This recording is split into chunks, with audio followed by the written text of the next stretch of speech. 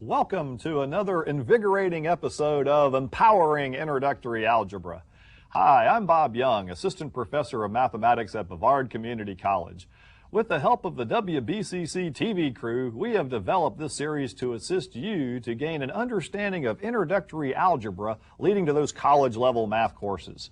We will bring you main ideas of key algebra concepts, tons of examples, great graphics, and study tips to help you become the best mathematics students possible. Let's continue the adventure. Now, in the last episode, I left you off with a multiplying polynomials, and we were doing trinomial times trinomial. So when we left off, you had a chance to work that out, get an answer. So we'll come back and see how you did, looking at the problem I have worked out. I promised you I'd work it out, so here it is. We have this trinomial, which we put coefficients and exponents on all the terms, and we took the first term and distributed it through the second trinomial, the second term distributed through, and the third term distributed that through. So that's how you attack more than one thing times more than one thing is one term at a time. So when I multiplied the 1x to the second through here, I ended up with 1x to the fifth, these two, minus 1x to the fourth, plus 4x to the third. So this is what you should have had multiplying the first one through, and I went ahead and separated these for you. The next one, the 1x to the first multiplied through this trinomial, 1 times 1 is 1x, add the powers on the x's, plus 1x to the fourth, minus 1x to the third. And again, notice how I'm lining my powers up, trying to get these to arrange nicely here, plus 4x squared. And then finally, taking the negative 5 and distributing it through here, I ended up with a negative times positive negative 5x to the third, negative times negative plus 5x squared, negative times positive minus 20x to the first. All right, so here's the answer hopefully y'all came up with. We will see collecting like terms, adding those coefficients or numbers in front. X to the fifth. Now, do I need the 1 in front of it? Most textbooks won't put it, but if you have a 1 there, it's fine. X to the fourth powers, go bye-bye. Toodles, they cancel out. Anything plus its opposite, 0. X to the third power, negative 5 and negative 1 is negative 6, plus 4 is negative 2x to the third, plus 9x squared, 4 plus 5, and then the poor x here, the only term, minus 20x. So if you got that answer, boy, you are in great shape, because this is one of the toughest multiplication problems possible right here. If you got that, feel good about yourself. Feel that power starting to surge through your veins there. All right, going to the graphic here next, the next thing we want to talk about is multiplying binomials. Whenever you multiply binomials, the word is FOIL. FOIL or be foiled. Foiling is a special way to distribute terms. And what FOIL means in the graphic here, first, outside, inside, last. All right, so whenever we FOIL things, we want to look at the first two terms, the outside, the inside, and the last. So let's go to some examples here and show you what we mean. Binomial times binomial, FOIL, whenever you see binomials. Now, you could take this first term and distribute it through. Some books will show you that. This term and distribute it through. Don't go there with these. It'll mess you up bad, because when in the next series down the line, we're going to go ahead and break these apart instead of putting them together. So it's important that you understand this FOILing concept. All right? First binomial, first term, last term. Second binomial, first term, last term. First, last, first, last. Last, first, last, first. You got that? All right, so anyway, when you FOIL here, I'm just playing with y'all out there, the first two terms, x times x, I'm going to go ahead and write it out in this case. So the first two terms come first. The outside two are the farthest two on the outside. So if we go ahead and we cover up some things here, we can demonstrate. So the outside two terms are the ones on the farthest end here, which would be x times 3. The inside two terms are the ones closest together in the two binomials. That will be the 2 times the x. And then the last two terms in each binomial, and don't forget your signs here, the last two terms is going to be the 2 times the 3. So when you FOIL, you're multiplying the first, outside, inside, last together, and then collecting any like terms that you may have. So there's some really addition signs in the FOIL there. So x times x, don't say 2x here. Sometimes students will add x times x. Whenever you multiply same bases, add the powers, x squared. 3 times x plus 3x. 2 times x plus 2x.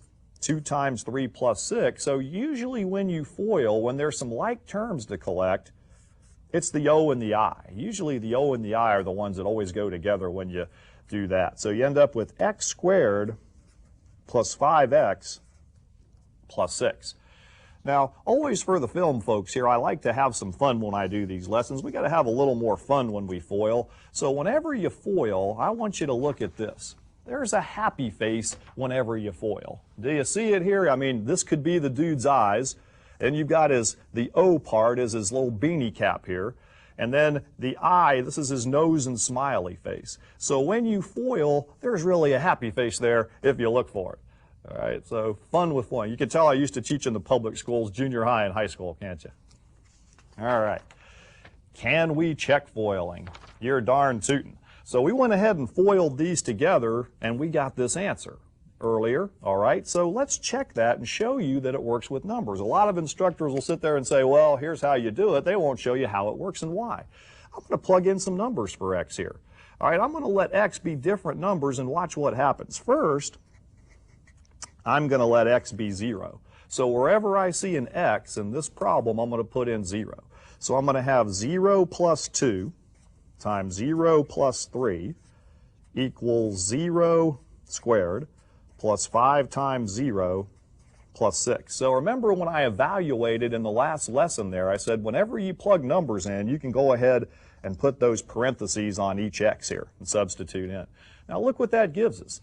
0 plus 2, if we were to do the order of operations here, Aunt Sally would say do in the parentheses first, we would get 2. Do in this parentheses times 3 would give us 6 over here, wouldn't it? On this side of the equal sign, if we did the exponent first, 0 squared, we would get 0. Do the multiplication next, plus 5 times 0, plus 6. And notice indeed, when we put 0 in for x, we get a true statement. 6 equals 6. So yes, we can check FOILing. It does check. Not only does 0 work in here, you can put any real number in the universe in for x, and it will check. So a lot of people don't understand the broad scope of algebra. It covers all numbers of this sort. You could put 1 in for x, -1, pi, you name it, it comes out to be the same value. So indeed, you can check. All right, let's FOIL some more. All right, so the next example here, when we FOIL, we're going to go ahead and write out FOIL. Take the first two terms, 3x squared times x, bring it down here, we get 3x to the third. Now again, on this x, you could put a 1 there. There's a coefficient of 1 and a power of 1 if that helps you. Okay, the outside two terms gives them his beanie cap here. All right, 3x squared times 7 is plus 21x squared. The inside 2 gives him his nose and smiley face there. -5 times x is -5x. And the last two terms, -5 times +7, -35. Negative times positive, negative. All right, so in this case, there are no like terms to collect. When I FOILed these two binomials together, that's my answer. All right, so sometimes that's all you have to do. First, outside, inside, last. So when you multiply binomials, I want you to learn that FOILing method. Fractions, you ask. It just wouldn't be the same. You know I'm going to challenge those basic skills as well as just do regular old FOIL problems. So let's go ahead and write out the good old FOIL or be FOILed. So the first two terms here, multiplying, and you can also, if you want to at home, take and cover up some things if it helps you there. we can do that. The first two terms, 1/2 x times 2/3 x. Now, when you multiply, do you need a common denominator? No. You could chop the 2's. You can't see it on this side. And you will have 1/3 x squared for the first two terms.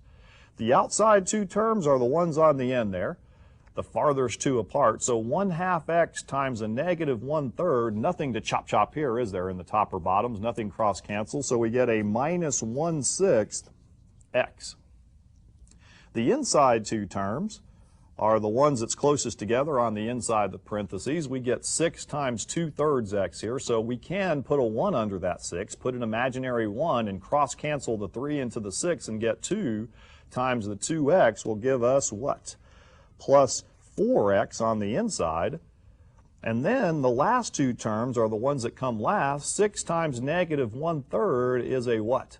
You can put a 1 under the 6 again and put minus 2. So first, outside, inside, last. Do we have like terms to collect here? Yes, we do. 4 minus 1/6, if you think about it, different signs subtract, we get what? We get 3 and 5/6 x, which is a mixed number. Okay, so we end up with 1/3 x squared minus, or I'm sorry, plus, the sign of the larger number is positive here, watch out, young, plus 3 and 5/6 x minus 2. Now, most algebra books will not leave a mixed number here. They'll go ahead and change that into an improper fraction. So how to do that, multiply the 3 times 6, get 18, and add the top. So this will be 23/6x is how they'll write it. 18 plus 5 is 23x. So we get 1/3 x squared plus 23/6x minus 2. But I would take either answer in my classes here. I mean, I'm not particular. Young's not that particular. They're same answer. Same answer. So the concept of FOIL, extremely important here. All right, let's look at some more. Now, I want you guys to become faster and faster when you FOIL, so we'll start showing you some shortcuts. Rather than write FOIL out here, what I'll do is I'll just say 2x times x. I'll take the first two terms and write 2x squared. Then on the O, instead of putting his beanie cap there to see the smiley face, I'll just go ahead and multiply these numbers and put it on the top part here. Now, I call this a rainbow. I'm going to refer to this as a rainbow number later, this minus 8 on the minus 8x. So we'll be singing, somewhere over the rainbow. Dorothy, we're back in Kansas. All right, 3 times x here, the inside two terms, that'll be a plus 3x. So when you become a faster FOILer, you'll go ahead and add those together and do the O and the I, and you'll get minus 5x. And then the last two terms would be plus 3 minus 4 would give you the minus 12. Straighten that 2 out a little bit there. All right. So I like to refer to these as rainbow numbers, somewhere over the rainbow, under the rainbow, the O and the I. All right. And we'll do it here. Now, notice I picked some nastier variables and so forth. I mean, people are, oh, young. But, you know, we just don't take the easy ones. We do the more difficult problems here. So the first two terms, 5 times 2, would be 10. X to the what power, y to the what power. Now, whenever you multiply those same bases, add the powers. Now, you could have really screwed up the power rule there, couldn't you? And multiplied and still got the same thing, but it's add the powers. Don't think about that. On the outside two terms, 5 times a minus 7 on the top rainbow is minus 35 x squared y squared z. So I've got some x squares, y squared, and a z over here.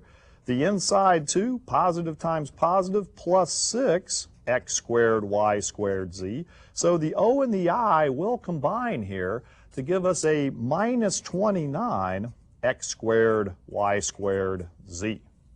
And the last two terms, positive 3z times a negative 7z gives us a minus 21 z squared. So some of these, they'll try to throw nasty variables, but if you remember how to multiply those monomials from the last lesson, no problem.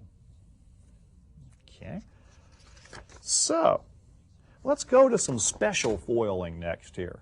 Special FOILing, and this is what's called a binomial square.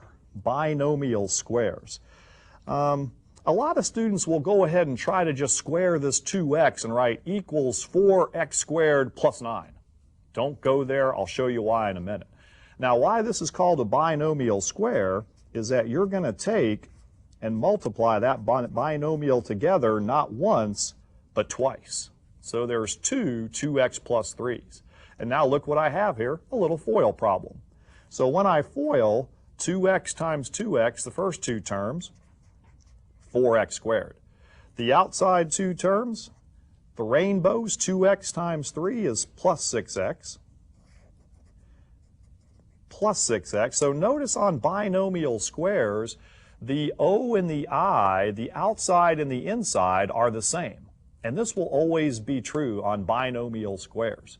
All right, so that's going to give us plus 12x plus 9. All right? So on binomial squares, the O and the I, part of FOIL, are always equal.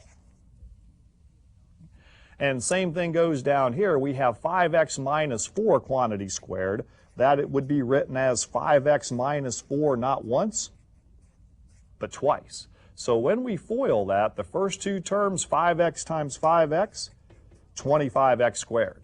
The outside two terms, 5x times a minus 4, is a minus 20x. And the nice thing is, if you do the outside correct, you should do the inside correct, because they're the same again. And you end up with minus 20x and a minus 20x. Adding those together gives us a minus 40x. Negative times negative, watch your signs here, gives us a plus 16. A plus 16.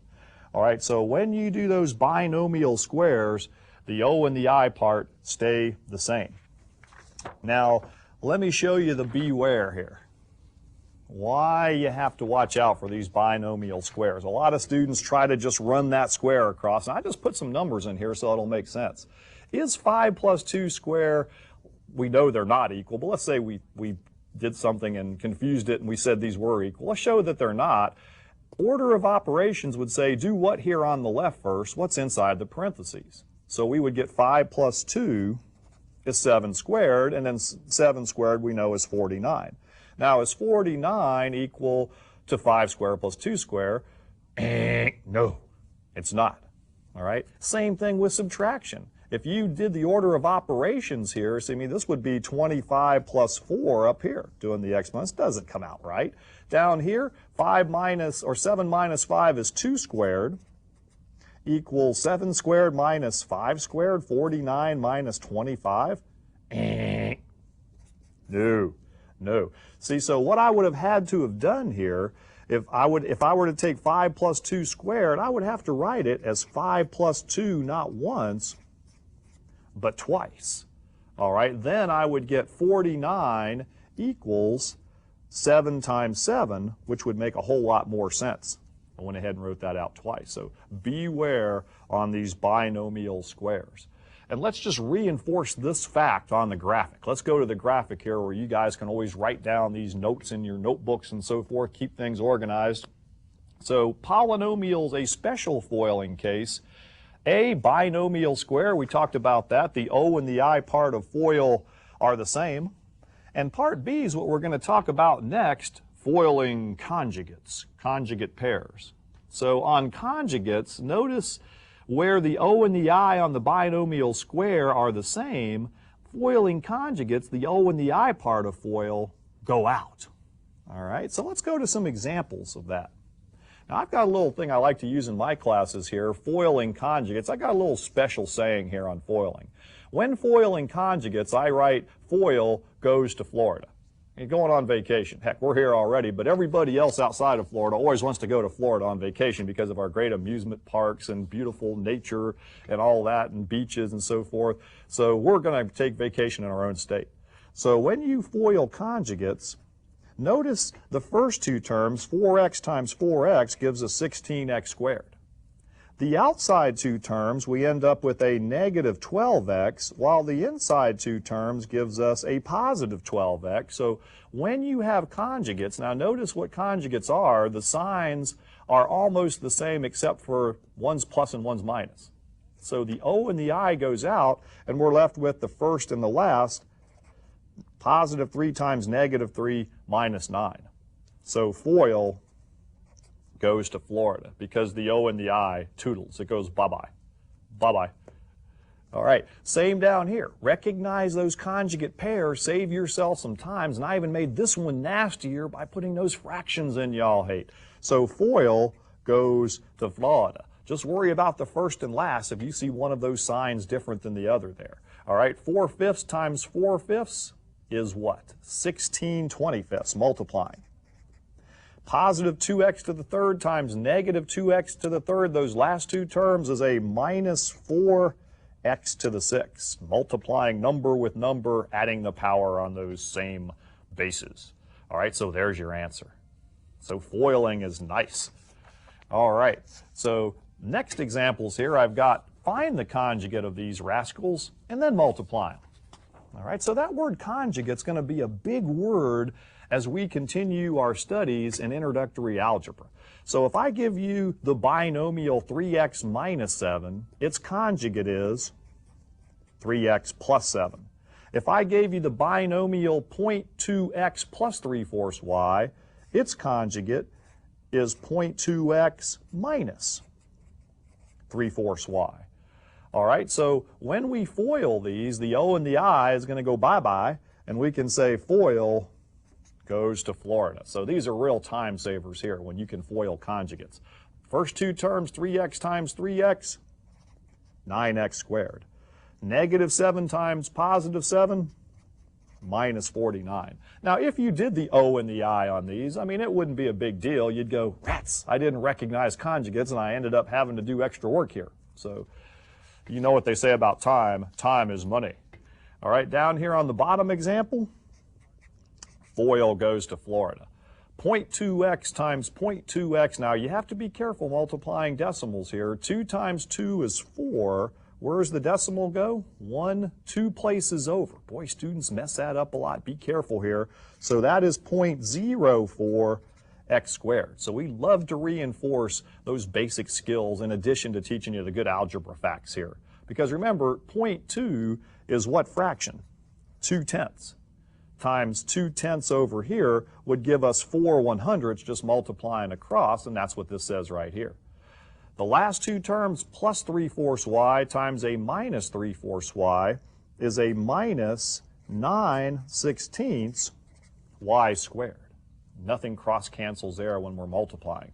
So we end up with our final answer there of 0.04x squared minus 9/16 y squared. So when you have those nice conjugate pairs, which you can recognize, FOIL goes to Florida. All right, let's go to the next graphic here. Or I'm sorry, let's not go to the next graphic here. Let's go back to the examples. I'm going to confuse my film guys here, but that's all right. They're used to that. We're going to talk about division of polynomials next. And the first thing we want to talk about is monomial division. All right, so when we have monomial division here, all right, we're going to go ahead and divide numbers by numbers. And on the variables, whenever we divide same bases, do you remember that power rule from a while back? Subtract the powers. So we're going to have 16x to the 9th divided by negative 2x to the 4th, and that's going to give us a negative 8x to the 5th power. Okay. So whenever you divide monomials, this is called monomial division, by one term, number into number, subtract the powers on the variables. Now on the second one down here, same thing. Negative 28 divided by a negative 7 is a positive 4. Okay. P to the 12th divided by P, subtract the powers, is P to the 11th. Q8 divided by Q5 is Q to the 3rd power. And this is all over now since all of these divided into each other 1. So the answer would just be 4P to the 11th Q to the 3rd, because anything divided by 1 is simply itself. All right. Now let's take a little bit more extreme examples here of monomial division, now that we're talking about division of polynomials. So by the time we're finished with this chapter, we will have added, subtracted, multiplied, divide polynomials, and everything in between. So now I'm taking a monomial and dividing it into a trinomial, which I went ahead and illustrated over here with numbers. Now what if I gave you all this little monomial divided into a trinomial? 3 plus 4 minus 1 all divided by 11, well, y'all would say, no problem, Young. That's 3 plus 4, 7 minus 1. You're going to say that's 6 elevenths, right? Say, what's the big deal? But you could have taken this and rewritten it as 3 elevenths plus 4 elevenths minus 1 eleventh, which is sometimes advantageous when we're doing variables, see, because you can take the 11 and put it right underneath each number, come out with the same answer. And a lot of students don't do this. They try to just do these in their head, and they get in trouble sometimes. So if you have a monomial division problem like this, you can go ahead, if it helps you, and I think it does sometimes, to line up your ducks in a row and put that monomial right underneath each of the three terms there. Okay? So now we can take first this term into this term. 2 goes into 12 6 times. We're left with 6x to the second power, dividing number by number, subtracting the powers on the variables. 2 goes into a minus 18. That's minus 9x to the first power. You could put the 1 there if you want. Most books won't. 10x divided by 2x. The x's cancel out, and you end up with a plus 5. So whenever you have x over x, you could say that's x to the 0 power, but why don't we write x to the 0 power? Why don't we put 5x to the 0 power there, Young? Because anything to the 0 power is what? 1, and anything times 1 is itself. So we don't write x to the 0 power, bad syntax. All right, and boy, this example really demonstrates why to take that monomial and write it right underneath there. When they start throwing a whole bunch of variables at you here, it's a very wise move to take it and write it right underneath each one here, and then just take your time, one term at a time, dividing number into number, and then subtracting the variable power. So 4 goes into 8 here, positive 2 times. Now that 2, the x's and y's go out. It'd be x0, y0, just 2. Minus 4 divided by 4 is 1. On the x's, go ahead and subtract the powers, and we get x to the second, y to the first, subtracting 2 from 1 on the y's. And then lastly here, we've got the 4 goes into 12 3 times, so we end up with 3, x to the fourth, y to the fifth.